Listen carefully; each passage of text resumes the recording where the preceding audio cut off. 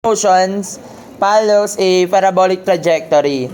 Ito ang tatandaan nyo dito is yung the vertical component of the projectile is under constant gravitational acceleration. So kapag ang kino-consider natin is vertical component ng velocity, no?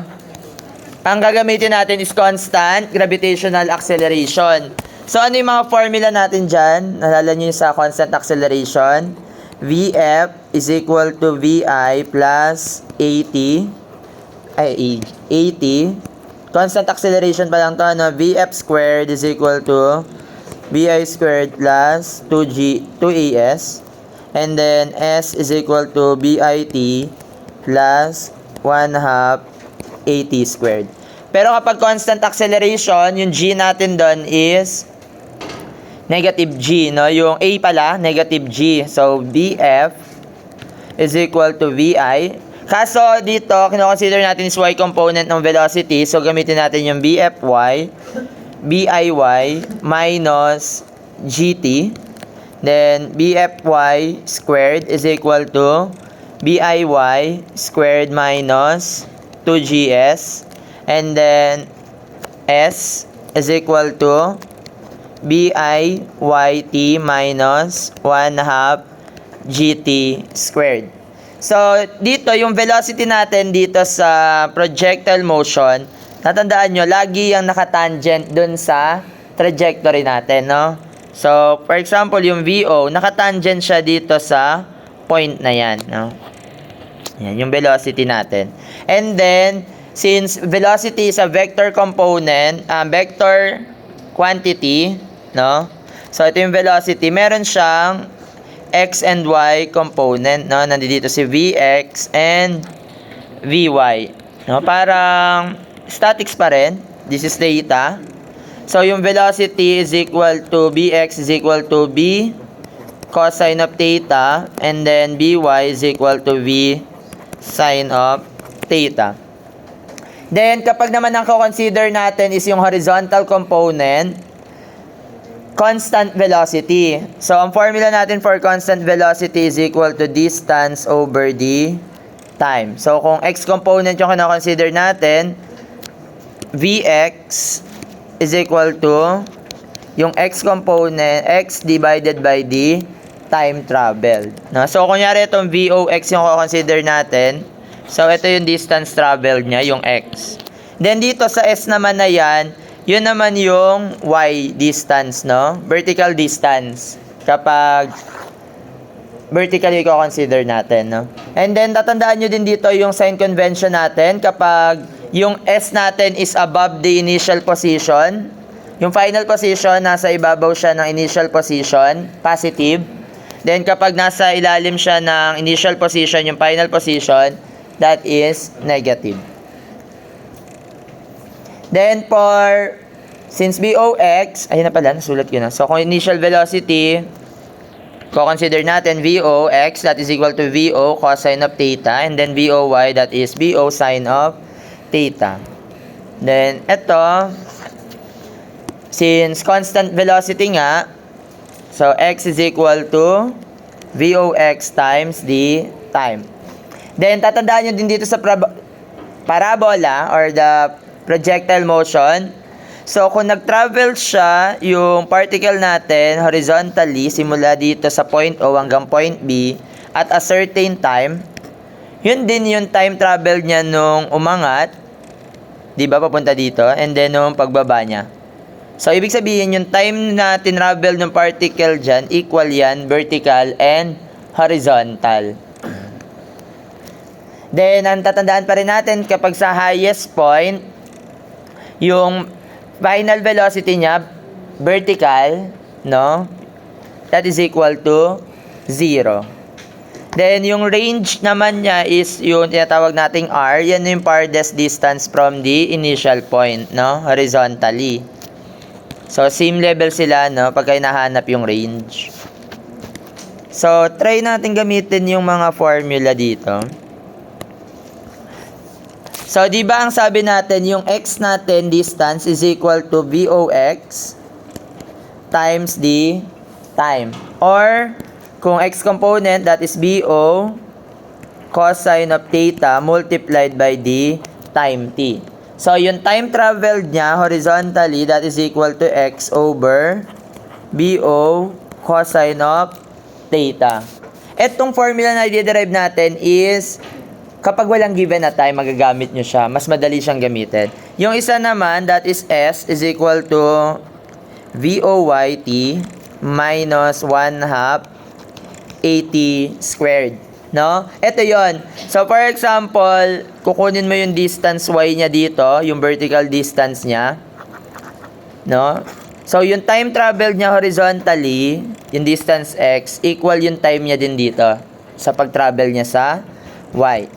So, gamitin natin yung s. Yung s natin, that is y, denoted as y. And then, BOY is equal to BO sine of theta. And then, yung time natin, ito siya, gamitin natin yung time na yan.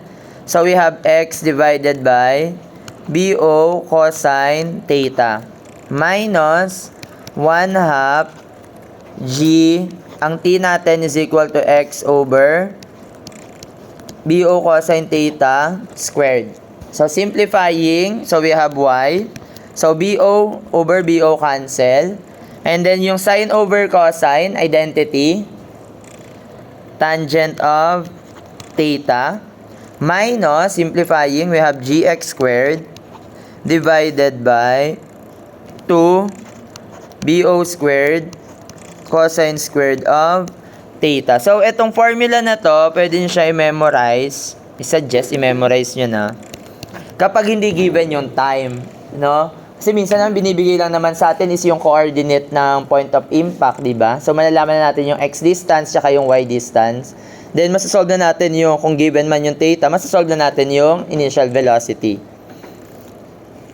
Tapos, pag pinapahanap yung maximum distance, maximum height, ito yung h.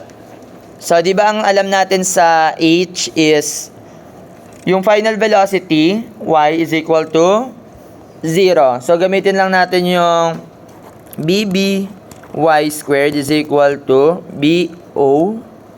Ano bang letter yun? Yung highest point. A pala. Tsaka 0.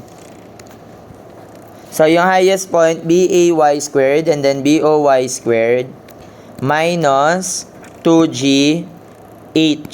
No? Yun yung maximum height.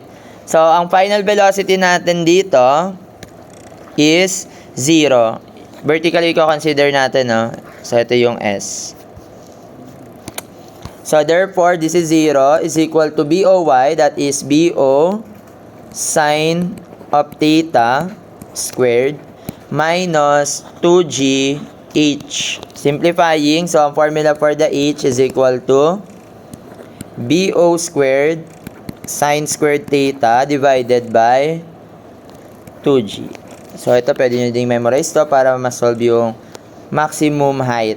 No? From the initial point yan, ha? Tandaan nyo, ha? From the initial point. And then, paano naman kung kukunin natin yung total time travel niya simula dito hanggang dito sa range? No? Since makikita mo, same elevation sila, ibig sabihin, kung i-consider natin yung vertical component, so, ang y natin, ano yung position niya? 0.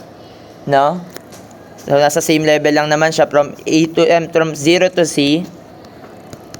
So, ang formula natin is S is equal to BOT minus BOYT minus 1/2 GT squared. So, yung S natin or Y, so Y is equal to 0 equals to BOY, that is BO sine of theta multiplied by the time t minus 1/2 GT squared. So, pwede mo na i-divide both sides by t. So, cancel, matitira isa. So, matitira sa iyo na formula for the time traveled is equal to BO, 2BO, sine of theta divided by G. So, ito yung formula for the total time traveled, no? Paano kukunin yung range, sir? Di yung horizontal na lang gamitin nyo pagka kukuha kayo ng range. Since constant speed naman yan. So, yung time travel niya, t. Diba yun yung time natin? Ng time ng pag-angat, tsaka ng pagbaba niya. equals to VO, distance over VO, no? VOX. So, yung distance natin, di ba ang formula natin ay VOX is equal to distance over the time. Since sinahanap natin yung distance R, so that is equal to VOX multiplied by the time T. Ang VOX is equal to VO cosine of theta multiplied by the time, yung na-solve natin kanina, that is 2VO sin theta over G. So, simplifying, so the range is equal to, simplifying 2VO squared sin theta cosine of theta divided by G. Okay? And then, we know that the sine of a double angle to theta is equal to 2 sin theta cosine of theta. Naalala to sa trigo? So, pwede mo pa siyang palitan na R is equal to BO squared sine of 2 theta over G. So, ang tatandaan nyo dito, lagi yung theta is from the horizontal, no? Ayan. So, pwede nyo kabisaduhin itong mga formula na yan. Sige. Okay. Sige, ito na lang siguro. Ayan. Pwede nyo kabisaduhin yan sa extant theta. Ayan. So, syempre, bago tayo lumabas, mamaya magkakaroon tayo ng recitation. So, mag-random ako ng number for seat number. Di ko man kayo kilala kung sino. Tapos, kailangan ma-recite nyo tong formula na to. Yan lang, sir. Itong formula lang na to. Pero bawal ka magkabisado ngayon na yung extension. Basta tandaan nyo na yan. So, habang nakikinig kayo, syempre matatandaan nyo naman to kasi gagamitin naman natin to lagi. So, I suggest, pagka nakita nyo yung formula, kabisaduhin nyo na yan. Kasi sa board exam, kahit ito nga lang formula na to, magamit nyo, kayang-kaya nyo na. Oo, sa dynamics pa lang yon. Pero meron pa naman yung iba, no?